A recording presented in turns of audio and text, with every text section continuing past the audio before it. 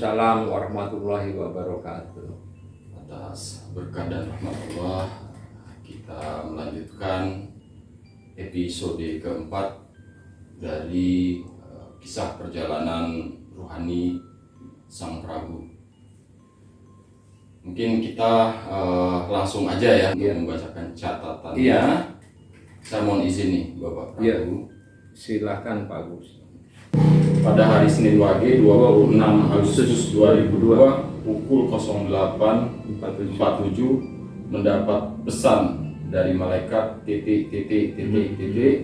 atas amanah Allah agar berjalan di jalan lurus, yakni di jalan Allah, dan semua cita-cita atas izin Allah dapat tercapai. Alhamdulillah, sangat menarik ini. Mungkin saya akan bertanya nih sedikit di catatan ini kepada Bapak Prabu. Apa yang membedakan nur malaikat dengan makhluk Allah lainnya dari perjalanan ruhani Bapak Prabu? Mohon dijelaskan. Nah, yang membedakan itu semakin makomnya tinggi, cahayanya semakin menyilaukan. Karena memang makomnya makhluk Allah itu berdasarkan terangnya cahaya, gitu, nurnya gitu. Kalau dari kalangan malaikat itu terangnya itu luar biasa gitu.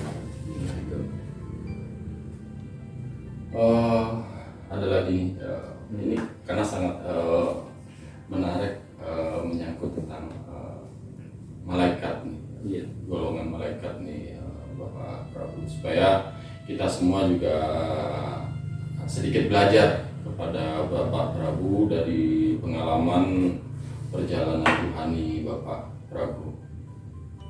Untuk pertama kali ketemu golongan malaikat itu dari pengalaman Bapak Prabu itu bagaimana? Itu rasanya pertama kali dengan nur yang begitu terang. Sebenarnya kan Bapak Prabu tidak kenal, gitu. Tidak kenal. Itu pertama kali gimana itu untuk dari perjalanan Bapak Prabu? Ya, rasanya bergetar karena frekuensinya tinggi sekali, seperti itu. Tapi karena kelamaan Allah juga memberi kekuatan rohani, jadi akhirnya lama-lama makin terbiasa. Sama halnya kita lah, kita sudah lama tidak berolahraga, begitu lari pasti akan mendapatkan kelelahan seperti itu. Tapi karena terlatih, jadi akhirnya menjadi terbiasa, jadi kita bisa menyesuaikan. Ya, terima kasih Bapak Prabu atas penjelasannya. Ini karena memang di pembelajaran malaikat nih mungkin ada pertanyaan lagi. Bagaimana wujud malaikat ketika bertemu dengan Bapak Prabu? Apa memang berwujud nur saja atau menyerupai makhluk Allah? Jadi kalau berwujud seperti manusia tidak, tapi cahaya terang benderang. Ada kalanya itu bentuknya itu seperti kayak wujudnya itu wujud seperti kayak manusia yang tertutup cahaya gitu. Seperti itu, kadang-kadang hanya cahaya saja, seperti itu.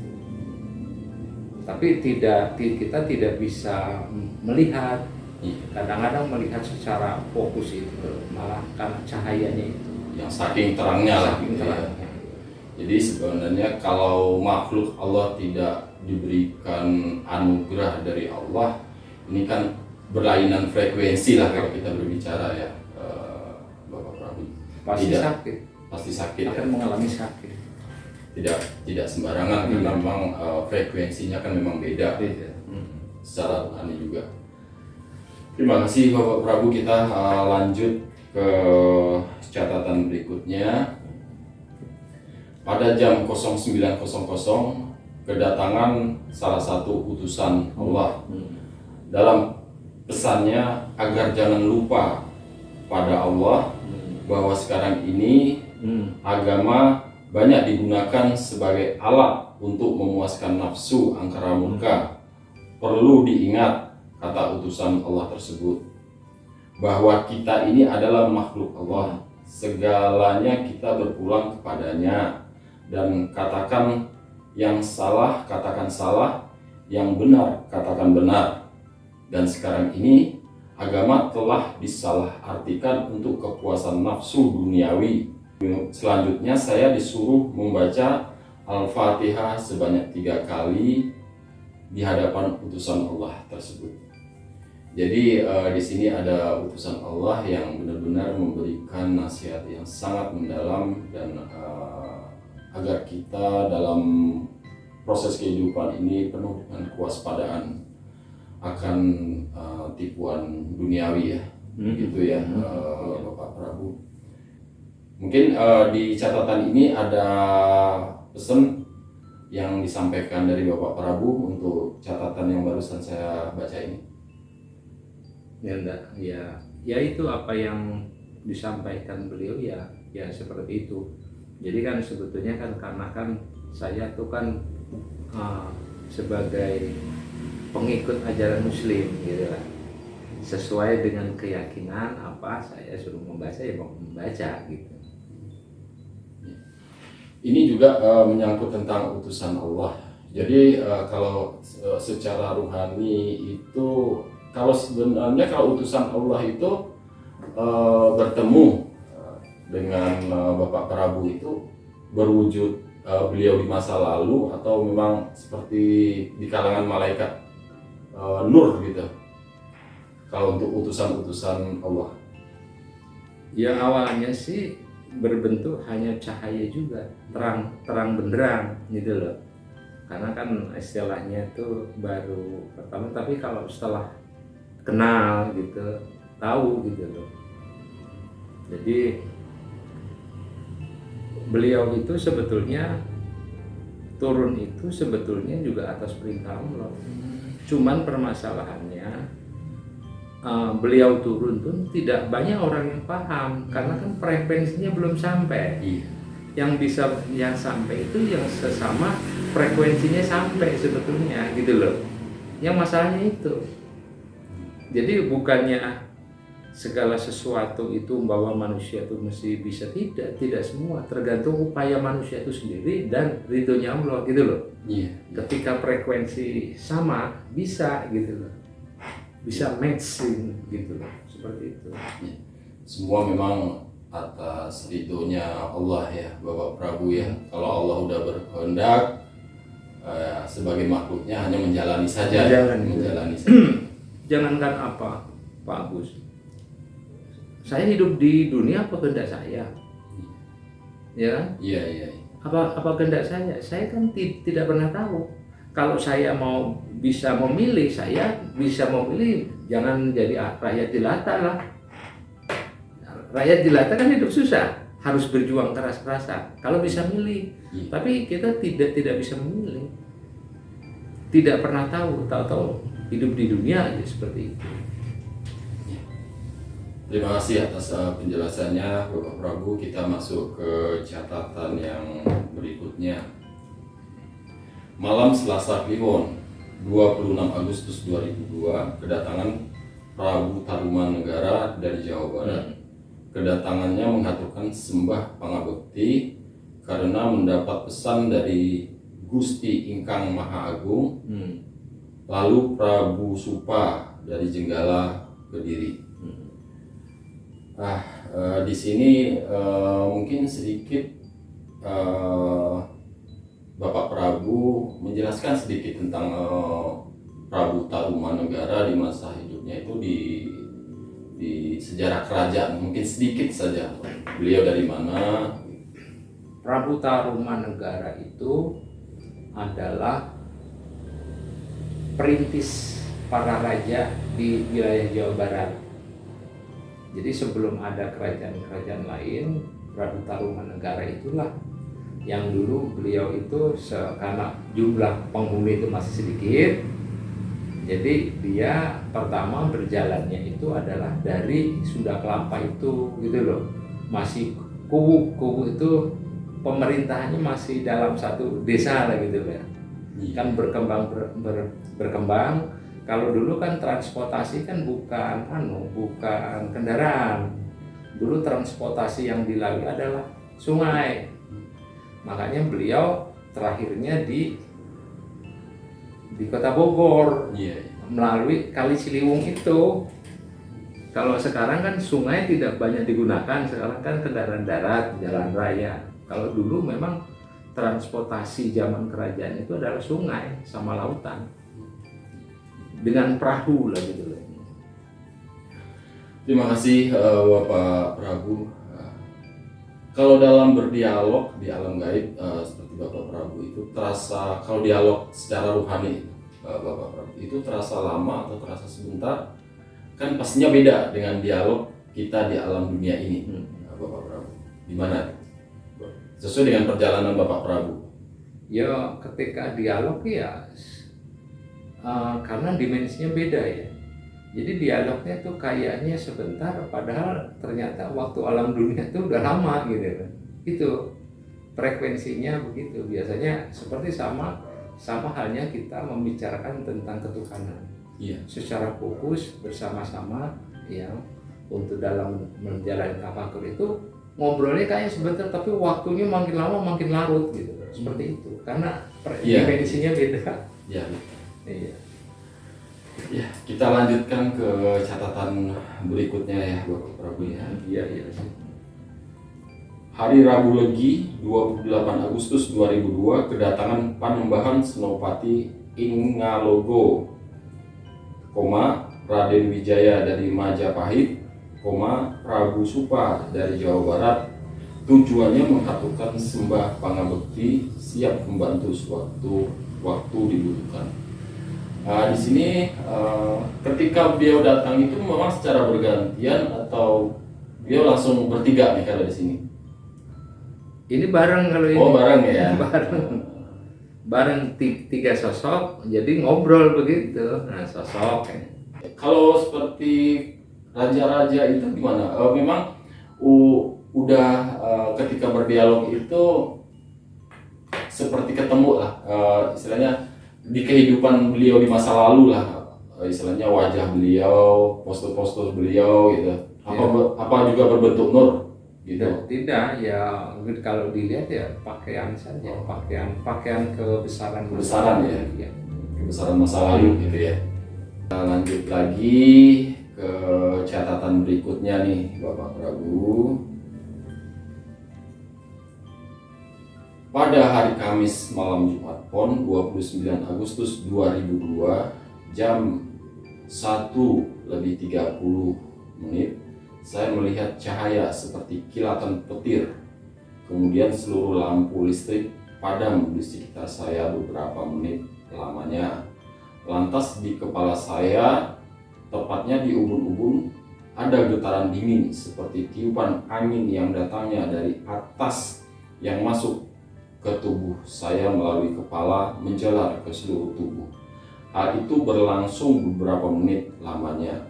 Ketika itu saya sedang duduk di teras sendiri bertawaduk kepada Allah. Kemudian lampu listrik hidup kembali. Setelah itu datang Prabu Supa memberi ucapan selamat kepada saya yang intinya mendapatkan anugerah dari Allah. Tak lama kemudian datang malaikat ... dan berpesan, hati-hati dalam perjalanan hidup dan tak lupa ibadah dan jangan lupa ibadahnya. Apa yang diterima merupakan anugerah dari Allah. Dan saya disuruh membaca surat Al-Fatihah sebanyak 3 kali. Terasa sekujur tubuh saya merinding, lalu pamit pergi dengan mengucapkan salam. Selang beberapa saat saya kedatangan Ratu Kidul. Dalam satu malam sudah 3 kali menemui saya, menghaturkan sembah pangabekti sebagai junjungannya. Saya salah tafsir ketika itu, sebab yang namanya sembah itu adalah sesuatu yang didewakan atau syirik. Makanya saya menjawab kepada Ratu Kidul, kalau mau menyembah bukan kepada saya, tetapi kepada Allah, karena kita ini sebagai makhluknya. Akhirnya saya tahu bahwa kultur bahasa yang dipergunakan adalah bahasa Jawa dalam tataran keraton bila mengucapkan rasa hormat kepada junjungannya. Mungkin di sini di catatan ini Jumat Pon 29 Agustus 2002 bisa dikisahkan sedikit tentang sesuatu hal yang dirasakan oleh Bapak Prabu. Mungkin sekelumit kisah singkat lah begitu yang dirasa ketika itu gitu. Gitu Bapak Prabu, silakan. Ya, kalau ketika itu kan kita kan dalam arti kan saya bisa berbahasa Jawa kan, Jawanya kan ngoko. Iya. Kalau bahasa keraton kan lemah lembut. Jadi beliau itu dengan bahasa tutur kata yang lembut sekali. Iya. Bahasanya yang santun gitu. Jadi bahasanya itu tidak ada rasa, ibaratnya ucapan yang dengan nada aksen kasar itu tidak ada. Yang saya ketahui itu lembut gitu. Ratu Patah Selatan ya seperti itu. Di sini juga ada kisah yang sangat menarik, seperti melihat cahaya seperti kilatan petir. Itu memang dalam kondisi hujan atau memang terang benderang di saat kisah tersebut, Bapak Prabu? Tidak hujan memang, tapi tiba-tiba saja. Jadi rasa ubun-ubun tuh bolong gitu loh. Jadi kerasa tuh bolong, jadi masih seperti itu. Kok mati? Tapi dalam sekian menit ya nyala lagi gitu. Jadi sekitar sekeliling saya itu melihat itu. Jadi seputaran, tapi terasa sekali gitu. Di badan rasanya gimana itu? Ya di badan bolong kayak ada angin dingin masuk menjalar gitu loh. Jadi kayak di sini bolong kayak ditiup dingin gitu. Gitu. Jadi memang Bapak Prabu di sini kan memang ada sesuatu yang dirasakan itu memang masuk ke dalam tubuh ya. Iya. Bapak Prabu ditandai ketika memang itu dilihat ya pas kebetulan juga lampu ketika ada cahaya seperti kilatan petir itu lampu langsung mati ya. Iya. Hampir di seluruh wilayah ya. Ya, di sini juga gini, Bapak Prabu. Sebenarnya kan di sini ada kedatangan beliau nih Ratu Kidul 3 kali dalam satu malam gitu, dalam satu malam. Saya tambahin lagi. Iya. Karena posisi saya ketika di teras itu kan tinggi. Iya. Jadi rumah-rumah tuh di bawah. Iya. Yang sebelah sana. Jadi tahu mati sana juga mati. Iya, karena memang rumah ini seperti rumah panggung. Rumah panggung iya. gitu. Jadi posisinya tinggi. Ya. Betul, bukit gitu ya. Iya. Masih di catatan ini kan dalam satu malam itu beliau Ratu Kidul itu sampai 3 kali. Iya. Yang dibahas tentang apa nih Bapak Prabu? Ya, cuma ngobrol biasa aja. Ya, ngobrol biasa aja, tidak ada yang khusus gitu loh. Tapi beliau cantik ya? Kalau roh, iya. Kalau seandainya bisa tampak di alam dunia, artis kalah cantiknya. Artis itu kalah cantik. Karena memang cahayanya juga di masa hidup beliau, karena beliau memang diberi anugerah juga ya. Ya, karena memang sebenarnya sempurna.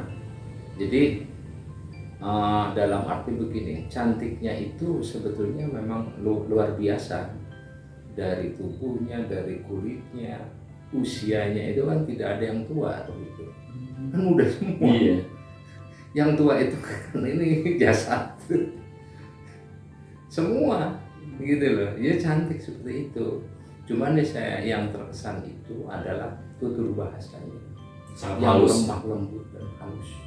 Persis orang-orang keraton itu kalau ketika bicara seperti itu, jadi lemah lembut gitu, Iya, iya.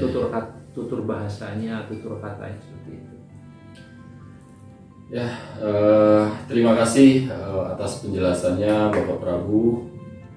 Mungkin di episode 4 ini kita sudahi dulu.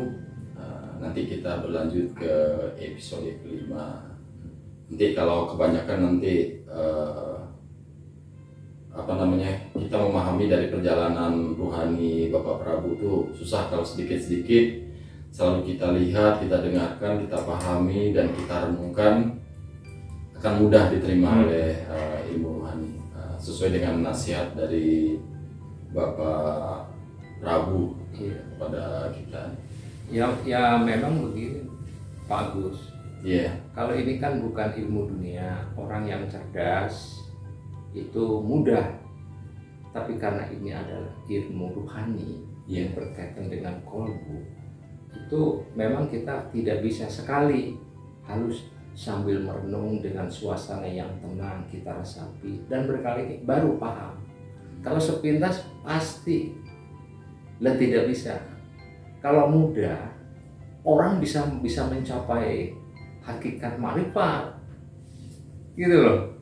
Karena tidak semua orang juga yang berminat untuk mendalami ilmu rohani ini ya, Bapak Prabu. Ya, terima kasih atas penjelasan dan nasihat-nasihat singkat dari Bapak Prabu, dan saya juga mengucapkan terima kasih kepada pemirsa dan penonton yang telah menonton channel YouTube Kisah Perjalanan Ruhani Sang Prabu, yang sudah subscribe, like, komen, dan share. Terima kasih sekali. Tuhan Yang Maha Esa selalu membalas kebaikan-kebaikan kita semuanya. Amin. Saya tutup dengan alhamdulillah, wassalamualaikum warahmatullahi wabarakatuh. Waalaikumsalam warahmatullahi wabarakatuh.